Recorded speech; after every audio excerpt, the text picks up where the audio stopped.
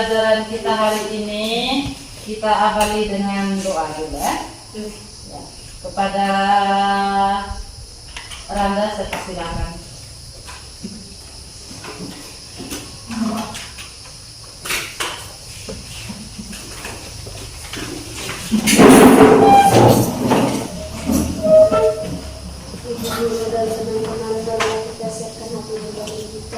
Untuk bergerak dalam mengubah dan Allah Bapa di dalam surga. Berikutnya Ibu Aksen ya.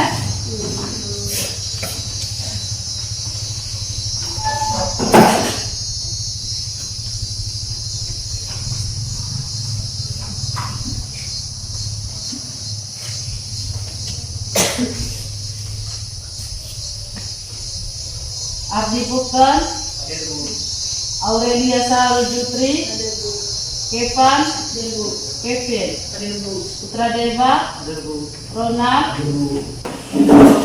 Yang berikutnya masih ingat materi tentang ciri-ciri makhluk hidup? Masih ingat? Coba salah satu ciri makhluk hidup sebutkan. Bernapas, bergerak, berkembang biak. Apalagi? Bertumbuh. Selain itu, apakah hanya bernapas, bertumbuh, berkembang biak? Apalagi? Salah satu ciri makhluk hidup yang sudah disebutkan tadi itu adalah berkembang biak. Ya, berkembang biak itu tadi, berkembang biak disebut juga dengan bereproduksi. Jadi hari ini kita akan mempelajari tentang sistem reproduksi. Yang kita pelajari adalah tentang sistem reproduksi pada manusia. Nah, tujuan pembelajaran kita hari ini lihat di sini ya. Tujuan pembelajaran kita hari ini yang pertama, melalui pengamatan gambar, peserta didik mampu mengidentifikasikan macam-macam organ reproduksi pada manusia. Yang kedua, melalui pengamatan gambar, peserta didik mampu mendeskripsikan fungsi organ reproduksi pada manusia. Kemudian yang ketiga, melalui buku referensi yang relevan, peserta didik mampu mendeskripsikan proses spermatogenesis, oogenesis, fertilisasi, dan persalinan. Yang berikutnya keempat, peserta didik mampu menganalisis dan mengkomunikasikan hasil penelusuran informasi dari berbagai sumber, baik melalui wawancara, internet, atau sumber lainnya terkait jenis dan gejala penyakit pada sistem organ reproduksi pada manusia serta pola hidup yang menunjang kesehatan reproduksi. Jadi itu tujuan pembelajaran kita hari ini tentang materi sistem reproduksi. Nah, yang berikutnya Ibu meminta kepada kalian untuk duduk dalam kelompok ya, seperti kelompok yang Ibu sudah bagikan dulu. Silakan duduk menurut kelompok. Di sini kelompok 1, kelompok 2, kelompok 3, kelompok 4, kelompok 5.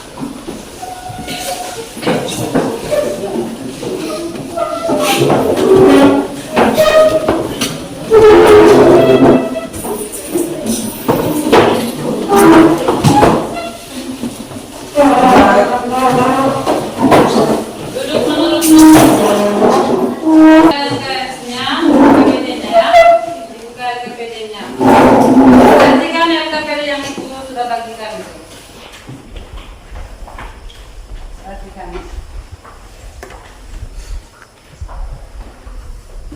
Ya. Di nomor 1.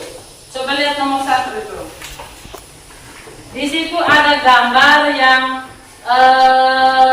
awal A-nya itu adalah gambar tentang transfusi darah ya. Kemudian transfusi, akibat dari transfusi darah itu kamu lihat pada gambar itu, ada yang ada pusing, kemudian mual, kemudian badan gatal-gatal, kemudian sakit di bagian ini perut, kemudian badan jadi kurus, kemudian sariaban, bibir pecah-pecah, dan kemudian yang terakhir adalah kematian ya. Nah, coba kamu perhatikan itu. Berdasarkan gambar itu, coba lihat pertanyaan di belakangnya. Berdasarkan gambar tersebut, identifikasikan masalah yang terjadi. Masalah apa yang terjadi? Ya. Kemudian buatlah pertanyaan berdasarkan masalah tersebut. Kemudian tulislah jawaban pada LKPD. Ya. Kemudian lihat lagi gambar yang kedua. Gambar 2A itu organ reproduksi laki-laki. Gambar 2B itu organ reproduksi perempuan. Ya. Di situ ada nomor-nomornya ya. Silakan tulis di situ ada suruhannya. Lengkapi nama dan fungsi organ dari setiap nomor tersebut.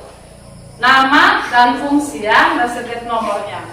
Kemudian yang keduanya, berdasarkan gambar identifikasikan. Kedua gambar tadi ya, identifikasikan mana yang organ reproduksi bagian luar dari perempuan, juga bagian luar dari laki-laki, dan juga bagian luar dalam dari perempuan dan laki-laki. Kemudian yang ketiga itu ada soalnya dengan jelas dan nomor 4. Silakan dikerjakan. Kerjakan secara berkelompok ya, misalnya diskusi kelompok. Kemudian nanti dipresentasikan.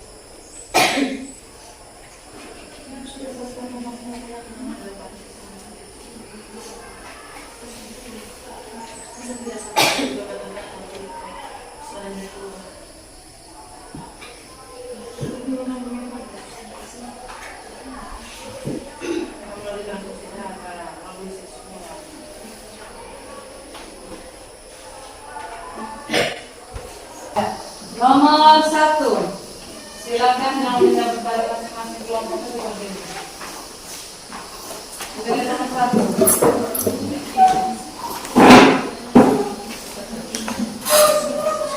Nomor 1 itu coba diperhatikan dulu semuanya. Gambar tentang transfusi gambar B-nya itu pilek, kemudian demam, kemudian ya tumbuh kemerahan di kulit, di leher, kemudian sariawan, bibir pecah-pecah, kemudian sakit di bagian perut, kemudian badan jadi kurus dan berakhir mengakibatkan kematian. Coba kelompok 1.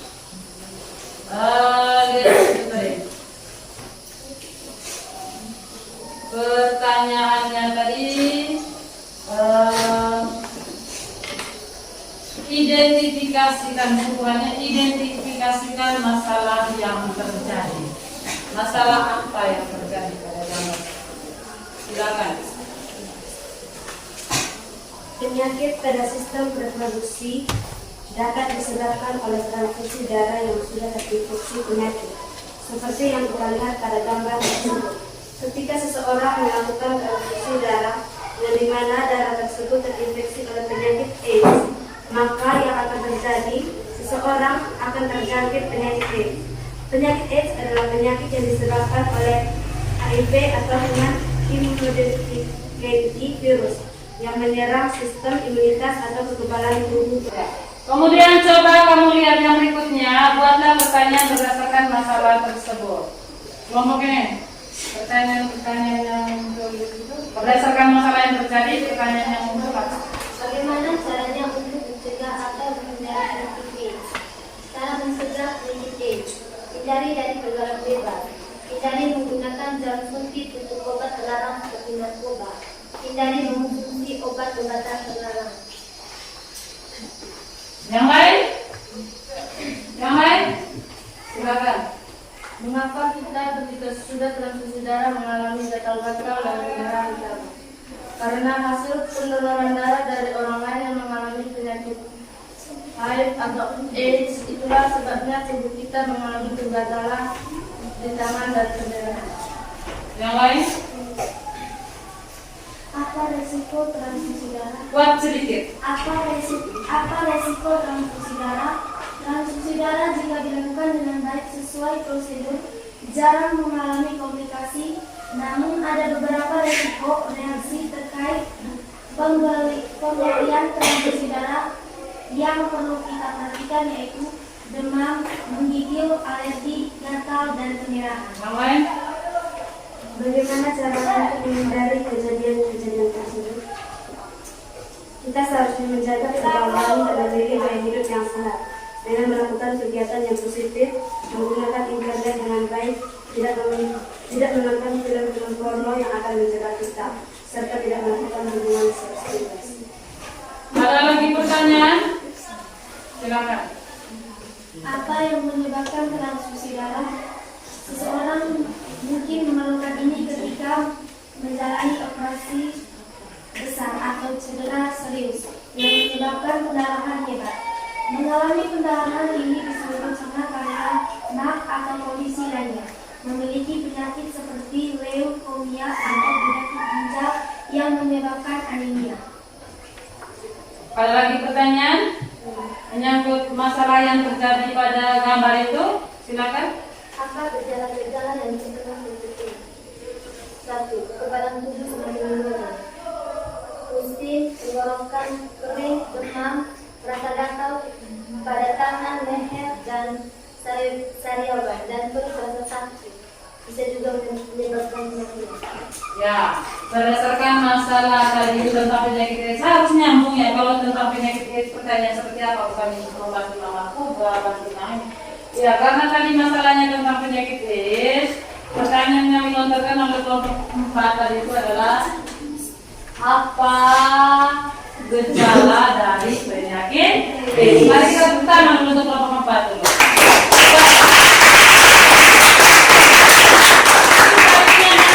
Antara masalah dengan pertanyaan.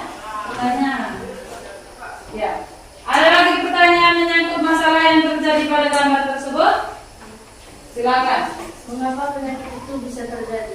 Karena sering melakukan pergaulan bebas dengan orang-orang yang mengalami penyakit AIDS. Ya.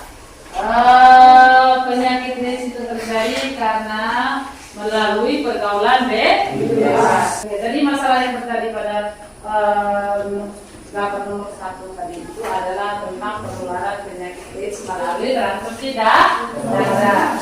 Jadi gejala yang terjadi setelah transfusi darah itu berarti orang yang memberikan atau mendonorkan darahnya itu terkena penyakit AIDS ya.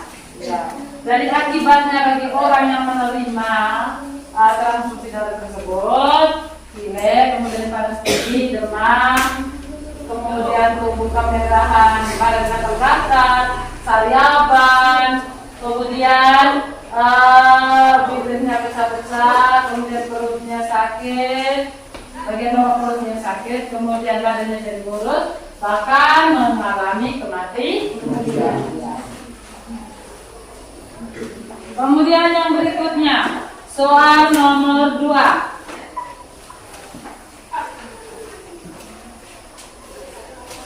Perhatikan gambar. Gambar A itu adalah organ reproduksi laki-laki. Ya, gambar B organ reproduksi.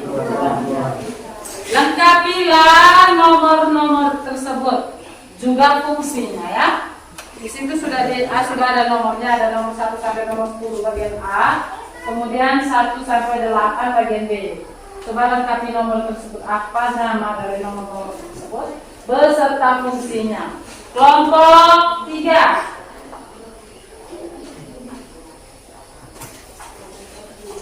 Skopum, fungsinya menjaga sukses agar sesuai untuk produksi sperma.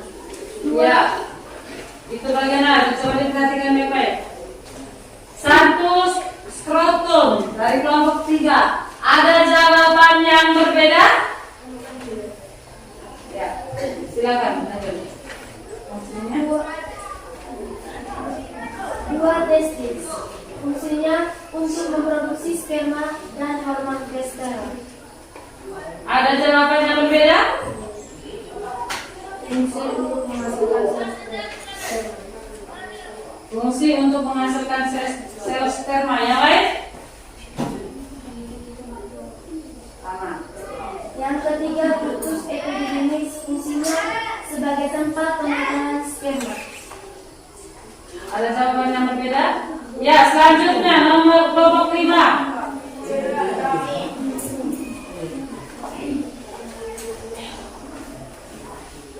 Kas deferensia, fungsinya menyalurkan sperma. Buat sedikit. Kas deferensia untuk menyalurkan sperma.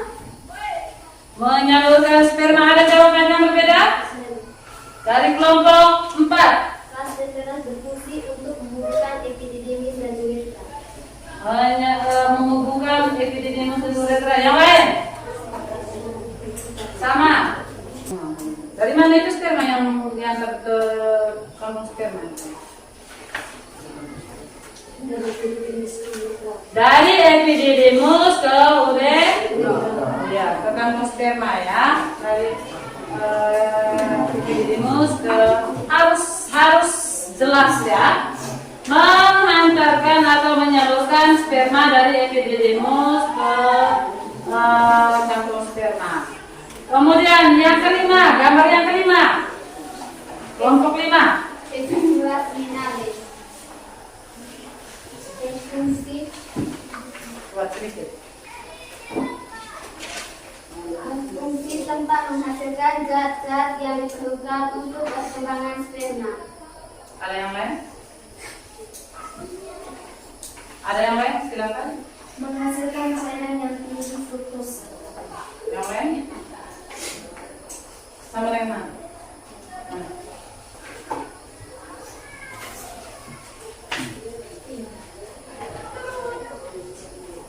Mana mau gimana?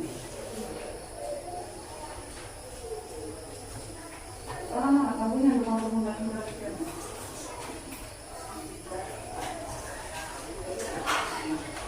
Ada jawaban yang berbeda? Ya, dia menghasilkan zat-zat yang dibutuhkan oleh sperma. Yang ke-6 dari kelompok 2. Saluran ejakulasi, fungsi untuk mempermudah gerak sperma. Ada jawaban yang lain? Nomor 6 ya. Mengeluarkan sperma dari urin. Dari saluran ejakulasi, sperma akan disemprotkan melalui saluran urin. Yang lain?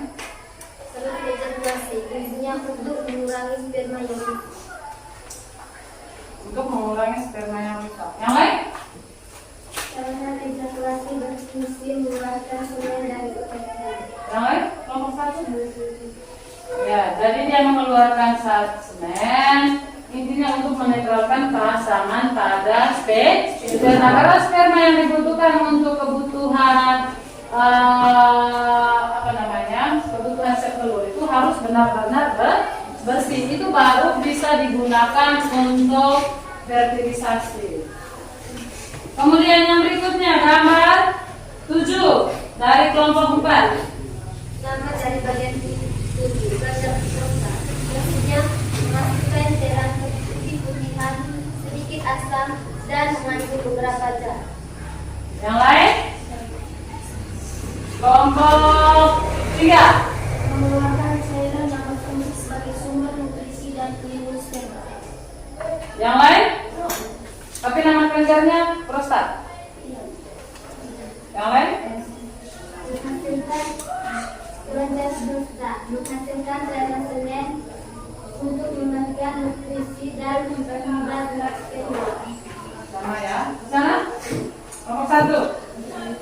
Kelenjar prostat berfungsi Kita bisa membuat kesimpulan dari macam-macam organ reproduksi sampai dengan penyakit yang berlainan dengan organ reproduksi.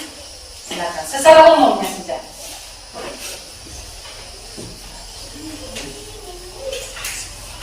Secara umumnya saja.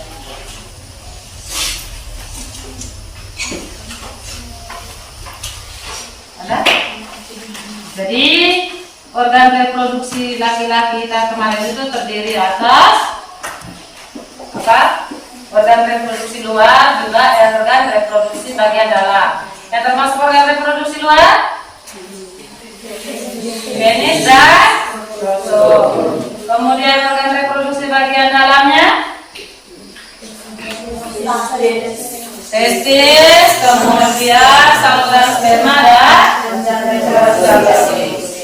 Kemudian pada wanita atau pada perempuan itu terdapat organ reproduksi luar yaitu vulva dan mencegah penyakit itu semua ada dengan menghindari seks bebas, kemudian menjaga kebersihan organ reproduksi juga ya rajin berdoa, kemudian apa lagi? Mengkonsumsi makanan yang sehat. Sampai di sini ada yang mau bertanya, silakan.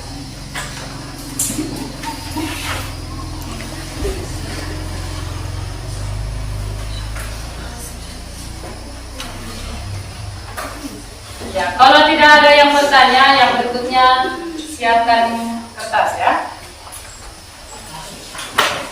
Siapkan kertas.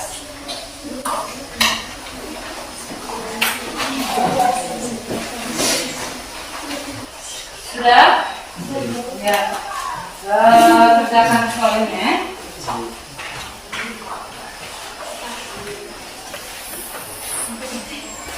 Di sini juga boleh.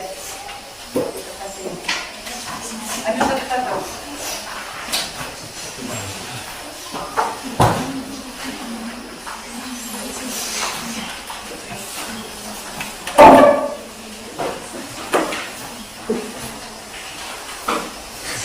Sudah?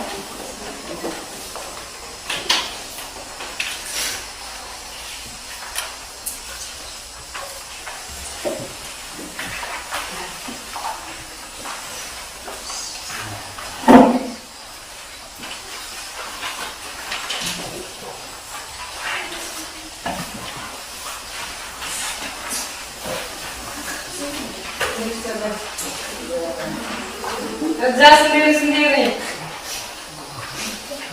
Kenapa punya berkurang?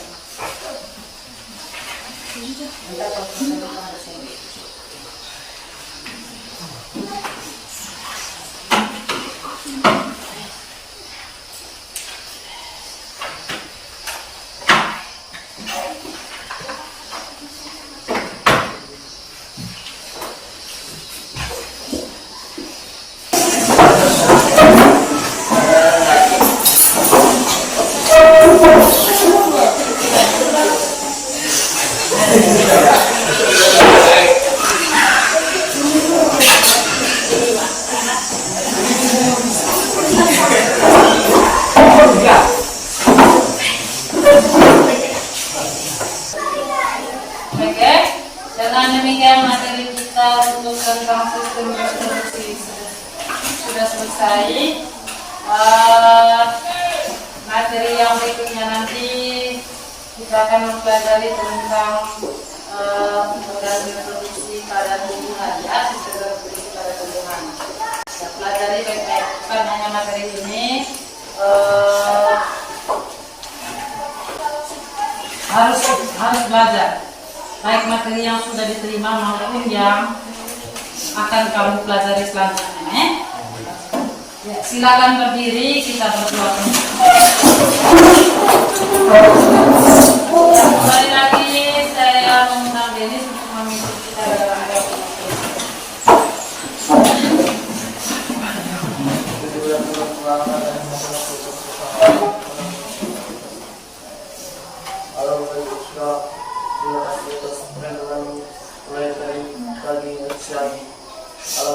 doa.